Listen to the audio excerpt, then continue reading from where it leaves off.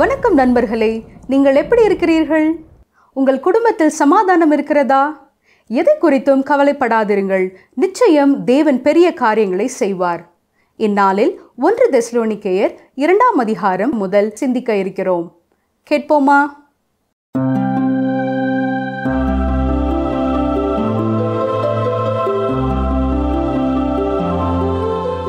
கர்த்தருடைய வார்த்தைக்காக காத்திருக்கிற உங்களுக்கு கிருபையும் சமாதானமும் உண்டாவதாக.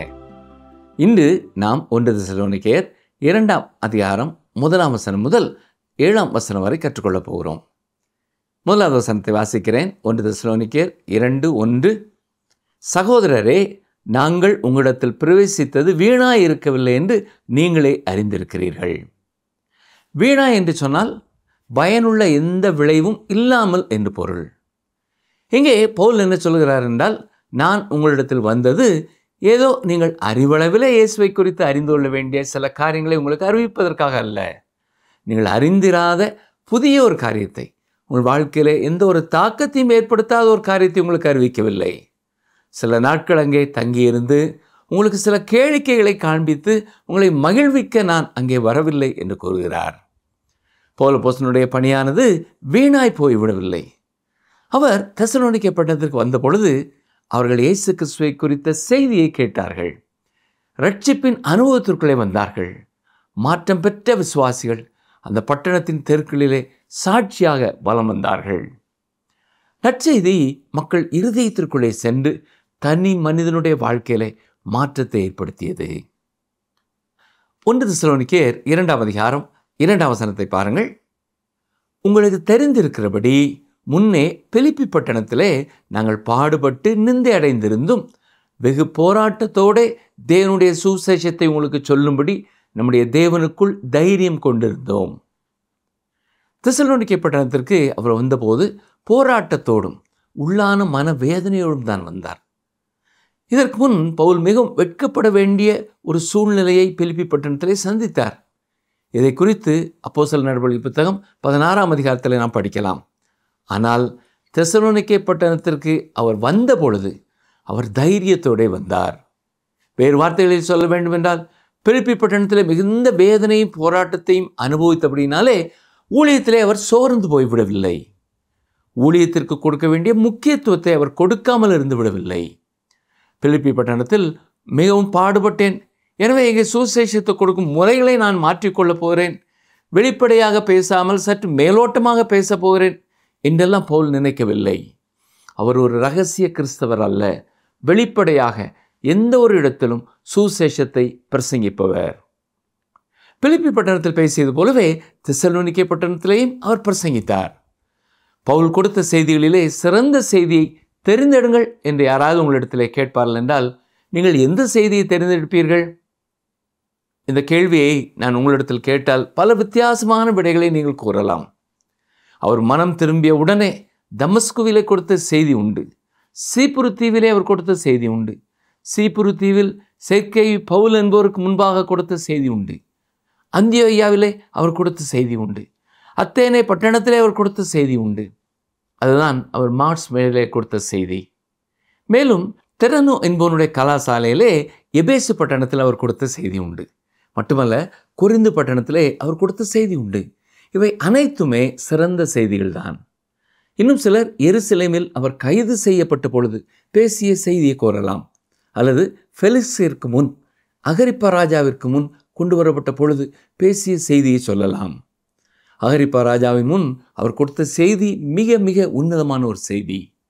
மேலும் எபேசு சபை மூப்பர்களுக்கு கடற்கரையிலே கடைசியாக அவர் கொடுத்த செய்தியும் சிறந்தது.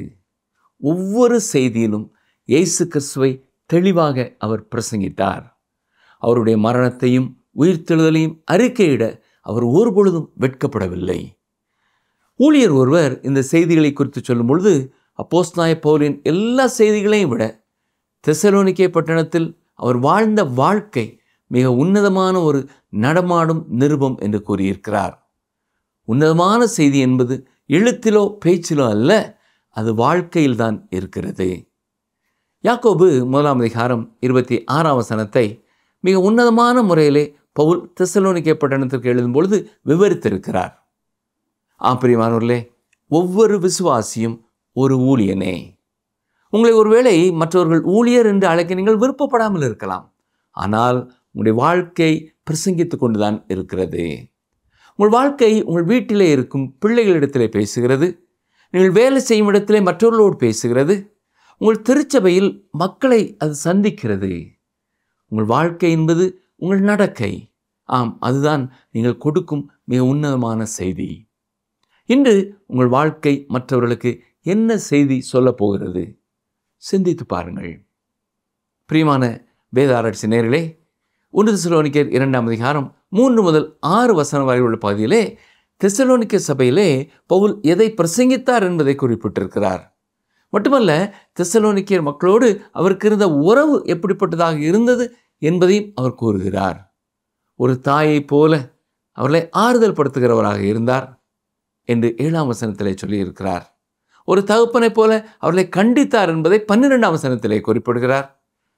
அவர்களுக்கு சவால் விடுவதிலே ஒரு சகோதரனைப் போல இருந்தார் என்று 14ஆம் வசனத்திலே நாம் பார்க்கிறோம். சரி, தொடர்ந்து கவனிங்கள், வாசிக்கிறேன். 1 தெசலோனிக்கேயர் 2ஆம் அதிகாரம் 3ஆம் வசனம். எங்கள் போதகம் வஞ்சகத்தினாலும் துர்ராசையினாலும் உண்டாகவில்லை, அது கபடமுள்ளதாய் இருக்கவும் இல்லை. இங்கே முதலாவதாக வஞ்சகத்தினாலே அந்த போதகம் உண்டாகவில்லை என்கிறார்.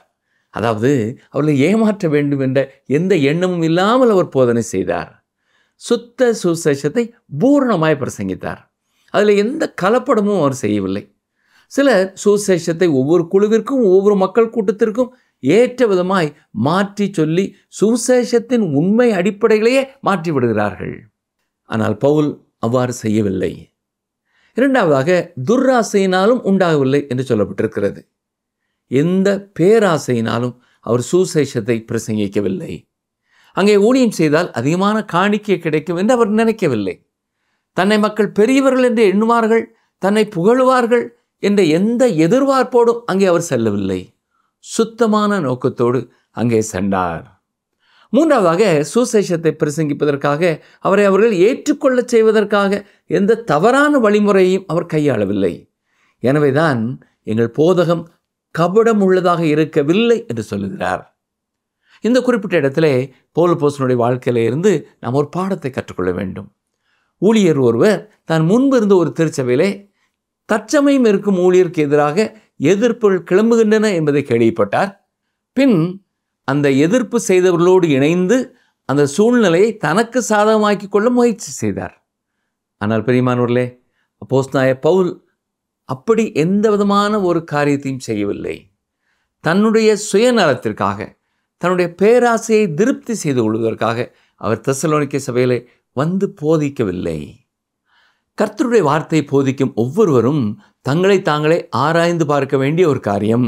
நான் வஞ்சகத்தினாலே, துர்ராசையினாலே அல்லது கபடத்தினாலே இந்த வேலையை செய்து கொண்டிருக்கிறேனா என்பதை எண்ணி பார்க்க வேண்டும். நம்மை குறித்து நாம் உண்மை உள்ளவர்களாக இருக்க வேண்டும். நம்முடைய எண்ணங்கள், நம்முடைய நோக்கங்கள் எப்படிப்பட்டதாக இருக்கிறது? இதை அடிக்கடி நாம் ஆராய்ந்து பார்க்க வேண்டும். எந்த ஒரு காரியத்தை செய்தாலும் ஏன் நான் இதை செய்கிறேன்? Why I do what I do? ஏன் இதற்காக நான் பணம் செலவு செய்கிறேன்? ஏன் இதற்காக இவ்வளவு நேரத்தை செலவு செய்கிறேன்? இதை நாம் யோசித்து பார்க்க வேண்டும். நண்பர்களை சேர்த்து கொள்வதற்காக இந்த பணியை செய்கிறேனா? அல்லது மக்களை என் பக்கமாக கவர்ந்து கொள்வதற்காக நான் இதை செய்கிறேனா? அல்லது உண்மையாகவே உள்ளான இருதயத்தோடு கர்த்தருடைய வார்த்தை அநேகரை உயிர்ப்பிக்க வேண்டும், ஆறுதல் படுத்த வேண்டும் என்ற எண்ணத்தோடு நான் செய்கிறேனா? இதை சிந்தித்து பாருங்கள். ஊழியர்களாகிய நாம் பல நேரங்களிலே, பல காரணங்களிலே தவறி இருக்கலாம். அதை உணர்ந்து தேவ பலத்தை நாடும் பொழுது அவரே நம்மை தகுதிப்படுத்துகிறவராய் இருக்கிறார். அவருடைய கிருபையினால் மட்டுமே அவருடைய சித்தத்தை பூரணமாய் நாம் செய்ய முடியும். அப்போஸ்தலனாகிய பவுல் ஏன் இதை எழுதுகிறார்? இது நமக்கு தெரியவில்லை. ஒருவேளை அவர் தவறான எண்ணத்தோடு தெசலோனிக்கேயர் பட்டணத்திற்கு வந்தார் என்று அவரை குறித்து சரியாய் அறியாத யாராவது கூறியிருக்கலாம்.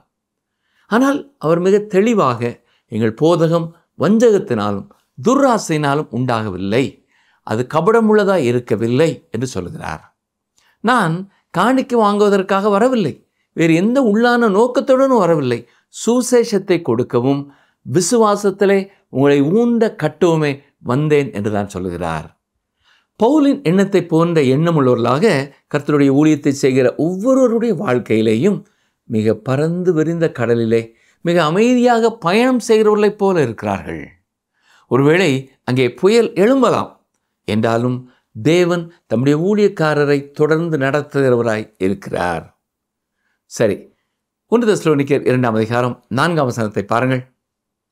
சுவிசேஷத்தை எங்களிடத்தில் ஒப்புவிக்கத்தக்கதாய் தேவன் எங்களை உத்தமர் என்று எண்ணினபடியே நாங்கள் மனுஷருக்கல்ல, எங்கள் இருதயங்களை சோதித்தருகிற தேவனுக்கே பிரியமுண்டாக பேசுகிறோம். பவுல் தன்னுடைய ஊழியத்தில் இருப்பதற்கான காரணத்தை மிக தெளிவாக கூறியிருக்கிறார். நாங்கள் மனிதர்களை பிரியப்படுத்துகிறவர்களாக அல்ல, பெயர் பிரஸ்தாபத்திற்காக அல்ல, தான் பிரசங்கிக்கும் பொழுது மனிதர் என்ன எண்ணுவார்கள் என்பதற்காக அல்ல, தேவனுக்கு பிரியம் உண்டாகவே பேசுகிறோம் என்கிறார். எந்த ஒரு சூழ்நிலையிலேயும் கீழான தந்திரமான வழிமுறையை கர்த்தருடைய ஊழியத்திலே அவர் பின்பற்றவில்லை. கர்த்தர் எங்களை உத்தமர் என்று எண்ணியிருக்கிறபடியே நாங்கள் அவருக்கு முன் உத்தமராக இருக்கிறோம் என்று தான் சொல்கிறார்கள். நிகழ்ச்சியை கேட்டுக்கொண்டிருக்க எனக்கு அருமையான ஊழியக்கார சகோதரனே, சகோதரியே, நீங்கள் இன்று கர்த்தருடைய ஊழியத்தில் இருப்பதற்கான உண்மையான காரணம் என்ன? உங்கள் நோக்கம் என்ன? கர்த்தர் உங்களை உத்தமர் என்று எண்ணி அழைத்த அழைப்பை உணர்ந்தவர்களாக மனிதரை பிரியப்படுத்துவதற்காக அல்லாமல் கர்த்தரை பிரியப்படுத்துவதற்காகவே பணி செய்து கொண்டு இருக்கிறீர்களா? சற்றே யோசித்து பாருங்கள். அல்லது உங்கள் பணியிலே தந்திரமான தவறான வழிமுறைகள் எதையாவது நீங்கள் பின்பற்றுகிறீர்களா? அப்படி எதையாவது கர்த்தர் இன்று உங்களுக்கு உணர்த்துவார் என்றால் அந்த தவறான வழிமுறையை, அந்த திட்டத்தை நீங்கள் விட்டுவிடுங்கள். 1 தெசலோனிக்கேயர் 2ஆம் அதிகாரம் 5ஆம் வசனத்தை பாருங்கள். உங்களுக்கு தெரிந்திருக்கிறபடி நாங்கள் ஒரு காலும் இச்சகமான வசனங்களை சொல்லவும் இல்லை, பொருளாசை உள்ளவர்களாய் மாயம் பண்ணவும் இல்லை, தேவனே சாட்சி. மிக பச்சையாக இங்கே பவுல் பேசுகிறார் என்று சொல்லலாம். யாரையும் பிரியப்படுத்தும் இச்சகமான வார்த்தைகளை பேசும்படியாக நான் வரவில்லை என்று தெளிவுபட கோருகிறார். சில போதகர்கள் சில செல்வந்தர்களை அடிக்கடி புகழ்ந்து பேசுவதை நீங்கள் கவனித்திருக்கலாம். ஆனால் பவுல் யாரையும் ஐஸ் வைக்க முயற்சி செய்யவில்லை. இச்சகமான வார்த்தைகள் ஒரு மனிதனை நிராயுதபாணியாக்கி விடுகிறது. அதாவது யுத்தத்திலே துப்பாக்கியோடு நிற்பவன் அதை இழந்து போன ஒரு நிலைமையிலே அவனை நிற்கச் செய்கிறது. சரியான எதையும் பேச முடியாத, எதையும் செய்ய முடியாத ஒரு நிலைக்கு அவன் தள்ளப்பட்டு விடுகிறான். பொதுவாக யாராவது உங்களை குறை சொல்வார்கள் என்றால் அதற்கு பதிலாக நீங்கள் என்ன சொல்லலாம் என்பதை உங்களால் யூகிக்க முடியும். ஆனால் யாராவது உங்களை புகழ்வார்கள் என்றால் அதற்கு பதிலாக என்ன சொல்ல என்று உங்களுக்கு தெரியாது. இந்த இச்சகமான வார்த்தை எனும் பிரச்சனையினாலே சில வேளைகளிலே நம்முடைய எதிரிகளை காட்டிலும் நண்பர்கள் ஆபத்தானவர்களாய் இருக்கிறார்கள். நம்முடைய எதிரிகள் நம்முடைய குறையை சுட்டி காட்டுவார்கள். நம்முடைய நண்பர்கள் நம்மை அளவுக்கு அதிகமாக புகழ்ந்து நாம் எதையுமே சிந்திக்க முடியாதபடி செய்து விடுவார்கள். ஆனால் அப்போஸ்தலனாகிய பவுல் இச்சகமான வார்த்தைகளை எந்த இடத்திலும் பயன்படுத்தவில்லை. சில செல்வந்தர்கள் எந்த ஊழியக்காரர்கள் அவர்களை புகழுகிறார்களோ, அவர்களை குறித்து சிறப்பாக பேசுகிறார்களோ அவர்களுக்குத்தான் அல்லது அந்த ஊழியங்களுக்குத்தான் உதவி செய்வார்கள். ஆனால் பிரியமானவர்களே, ஊழியன் பணத்திற்காக யாரையும் புகழ்ந்து பேச வேண்டிய அவசியம் இல்லை. பவுல் தான் பொருளாசை உள்ளவனாக மாயம் பண்ணவில்லை என்று சொல்லுகிறார். இன்று பல ஊழியக்காரர்களுடைய வாழ்க்கையிலே பொருளாசை என்னும் பிரச்சனையிலே மாட்டிக்கொண்டிருக்கிறார்கள். தங்கள் வாழ்க்கையிலே திருப்தியற்றவர்களாக கர்த்தருடைய ஊழியத்திற்கென்று ஆத்துமாதாய பணிக்கென்று கொடுக்கப்படும் காணிக்கைகளை தங்கள் சுகபோக வாழ்க்கைக்கென்று செலவு செய்கிறார்கள். இப்படிப்பட்ட சோதனை குறித்து ஒவ்வொரு ஊழியனும் கவனமாக இருக்க வேண்டும். 5ஆம் வசனத்திலே பொருளாசையை குறித்து மாயம் பண்ணவில்லை என்று சொல்லுகிறார். அதாவது மறைமுகமாக பொருளாசையை வைத்துக்கொண்டு மக்கள் அதை உணர முடியாதபடி பல திட்டங்களை குறித்தோ பல வித்தியாசமான ஊழியங்களை குறித்தோ அவர்கள் பேசலாம். ஆனால் உள்ளான இருதயத்திலே தாங்கள் விரும்பும் காரியத்தை செய்ய தங்களுக்கு தேவையான பணத்திற்காக அவர்கள் அப்படி பேசுகிறவர்களாக இருக்க வாய்ப்பு இருக்கிறது. இன்னும் சிலர் அல்லது சில ஸ்தாபனங்கள் சில ஊழியர்களை பிரியப்படுத்துவதற்காக அவர்களுக்கு அறிவர் பட்டம் கொடுத்து பட்டம் பெற்று கொண்டவர்களிடத்திலிருந்து மறைமுகமாக பணத்தை அல்லது வேறு எதையோ எதிர்பார்க்கிறார்கள். 1 தெசலோனிக்கேயர் 2ஆம் அதிகாரம் 6ஆம் வசனத்தை பாருங்கள். நாங்கள் கிறிஸ்துவின் அப்போஸ்தலராக உங்களுக்கு பாரமாக இருக்கக்கூடியவர்களானாலும் உங்களிடத்திலாவது மற்றவர்களிடத்திலாவது மனுஷரால் வரும் மகிமையை நாங்கள் தேடவில்லை. ஆம், பவுல் மனுஷர் தன்னை புகழ வேண்டும், தனக்கு மகிமையை கொடுக்க வேண்டும் என்ற எண்ணத்தோடு எந்த ஒரு காரியத்தையும் செய்யவில்லை. அவருடைய நோக்கம் எல்லாம் ஆத்தும ஆதாயம் என்பதை தவிர வேறு எந்த உள்ளான நோக்கமும் இல்லை. 7ஆம் வசனத்தை பார்ப்போம். 1 தெசலோனிக்கேயர் 2:7. உங்களிடத்தில் பட்சமாய் நடந்து கொண்டோம். பால் கொடுக்கிற தாயானவள் தன் பிள்ளைகளை காப்பாற்றுகிறது போல. இந்த வார்த்தைகளுக்கு விளக்கம் தேவையில்லை என்று எண்ணுகிறேன். அப்போஸ்தலனாகிய பவுல் தெசலோனிக்கே சபை விசுவாசிகளை தன் சொந்த பிள்ளைகளைப் போல எண்ணுகிறார். பால் கொடுக்கும் ஒரு தாய்க்கு தன் பச்சிளம் குழந்தை எத்தனை முக்கியமானதோ அதுபோல எனக்கு இந்த திருச்சபை முக்கியமானது என்று சொல்கிறார். ஆண்டவராகிய இயேசு கிறிஸ்துவும் எருசலேமை எந்த அளவிற்கு நேசித்தார் என்பதை நாம் மத்தேயு 23:37 பார்க்கலாம். கவனிங்கள், வாசிக்கிறேன். மத்தேயு 23:37. எருசலேமே, எருசலேமே, தீர்க்கதரிசிகளை கொலை செய்து உன்னிடத்தில் அனுப்பப்பட்டவர்களை கல்லெறிகிறவளே, கோழி தன் குஞ்சுகளை தன் சிறகுகளின் கீழே கூட்டி சேர்த்து கொள்ளும் வண்ணமாக நான் எத்தனை தரமோ உன் பிள்ளைகளை கூட்டி சேர்த்து கொள்ள மனதாயிருந்தேன், உங்களுக்கோ மனதில்லாமல் போயிற்று. இப்படி சொல்லி அவர் வேதனைப்பட்டார். வேத புத்தகத்திலே இயேசு கிறிஸ்து தன்னை பல வகைகளிலே பல காரியங்களோடு அடையாளப்படுத்தி காட்டியிருக்கிறார். தன்னை நல்ல மேய்ப்பன் என்று சொல்கிறார். அது மட்டுமல்ல, ஆடுகளுக்காக தன் ஜீவனையே கொடுக்கும் ஒரு நல்ல மேய்ப்பன் என்கிறார். அவர் தனது ஆடுகளை பாதுகாக்கிறார். ஒரு நாள் நித்தியமாக அத்தனை ஆடுகளையும் பத்திரமாக இருக்கும் ஒரு இடத்திலே சேர்த்து கொள்ளப் போகிறார். அது மட்டுமல்ல, தாய்க்கோழி குஞ்சுகளை எப்படி சேர்த்து கொள்ளும் என்பது போல தான் எருசலேமின் மக்களை சேர்த்து கொள்ள வாஞ்சாக இருந்தேன் என்று சொல்லுகிறார். சாதாரணமாக மக்கள் புரிந்து கொள்ளத்தக்க விதத்திலே தன்னுடைய அன்பை வெளிப்படுத்தி இருக்கிறார். இந்த நிகழ்ச்சியை கேட்டுக்கொண்டிருக்கிற உங்களிலே பலர் கோழி தன் குஞ்சுகளை எப்படி தன் சிறகுக்குள்ளே மூடிக்கொள்ளும் என்பதை அறிந்திருப்பீர்கள். இங்கே தாய்க்கோழியின் அன்பு வெளிப்படுத்தப்படுகிறது. பவுல் அப்போஸ்தலனும் தெசலோனிக்கே சபையை தான் ஒரு தாயைப் போல நேசிப்பதாக கூறுகிறார். இன்றும் தங்கள் திருச்சபை மக்களை குறித்த இப்படிப்பட்ட கரிசனை உள்ள ஊழியக்காரர்கள் உண்டு. அவர்கள் வேதத்தை மிக சிறப்பாக வியாக்கியானம் கொடுக்க முடியாதவர்களாக இருக்கலாம். ஆனால் வேதத்தை வாசித்து அதை விசுவாசித்து அதை கருத்தோடு பிரசங்கிக்கிறார்கள். அப்படிப்பட்ட போதகர்கள் தேவையுள்ள சபை மக்களுக்கு சரியான நேரத்தில் சரியான ஆலோசனை கொடுக்கக்கூடியவர்களாக இருக்கிறார்கள். அப்படிப்பட்ட கர்த்தருடைய ஊழியக்காரர்களிடத்திலே உங்கள் மனம் திறந்து உங்கள் சந்தேகங்களை நீங்கள் கேட்க முடியும். பிரியமான சகோதரனே, சகோதரியே, இன்றைய நிகழ்ச்சி உங்களுக்கு ஆசீர்வாதமாக இருந்திருக்கும் என்று நாங்கள் விசுவாசிக்கிறோம். ஊழியக்காரர்களாக இன்று நாம் கேட்ட கர்த்தருடைய வசனத்தை நம்முடைய உள்ளத்திலே வைத்து நாம் தியானிப்போம். ஜெபிப்போமா? எங்களை நேசிக்கிறீர்கள் நல்ல ஆண்டவரே, இன்று உம்முடைய வார்த்தைகள் மூலமாய் எங்களுக்கு கொடுத்த சத்தியங்களுக்காக நாங்கள் உமக்கு நன்றி சொல்லுகிறோம். ஊழியக்காரராக இந்த நிகழ்ச்சியை கேட்ட ஒவ்வொரு சகோதரனும் சகோதரியும் அப்போஸ்தலனாகிய பவுலை போல எந்த உலக பிரகாரமான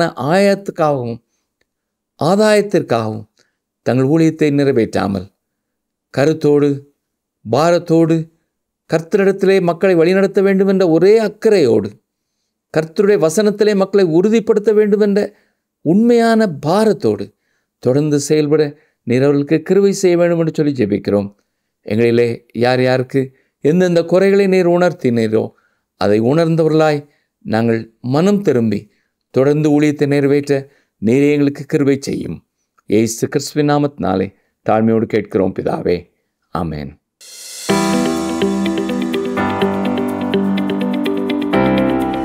தெசலோனிக்கேய பட்டணத்துக்கு பவுல் எப்படி வந்தார்? தெசலோனிக்கேய பட்டணத்துக்கு பவுல் எப்படி வந்தார்? ஆப்ஷன் ஏ மகிழ்ச்சியோடு, ஆப்ஷன் பி வெட்கத்தோடு, ஆப்ஷன் சி மனவேதனையோடு. இன்றைய கேள்விக்கான சரியான பதிலை 9962032803 என்ற எண்ணிற்கு வாட்ஸ்அப் மூலம் அனுப்புங்கள்.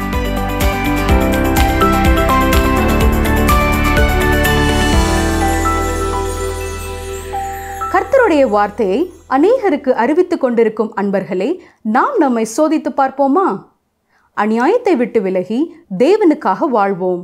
நீங்கள் பணி செய்யும் இடத்திலுள்ள மக்களிடத்தில் உண்மையான அன்பையும் கரிசனையும் காட்டுகிறீர்களா? பவுலை போல ஆத்தும ஆதாயமே என் வாழ்வில் நோக்கம் என்று பணி செய்யுங்கள். தேவனுடைய அளவற்ற கிருபையும் இரக்கமும் சமாதானமும் உங்களோடு இருப்பதாக. இந்த நிகழ்ச்சி உங்களுக்கு பிடிச்சிருக்கா? அப்ப இப்பவே மிஸ்டர் கால் கொடுங்க. பரிசு வெல்றது நீங்களாவும் இருக்கலாம்.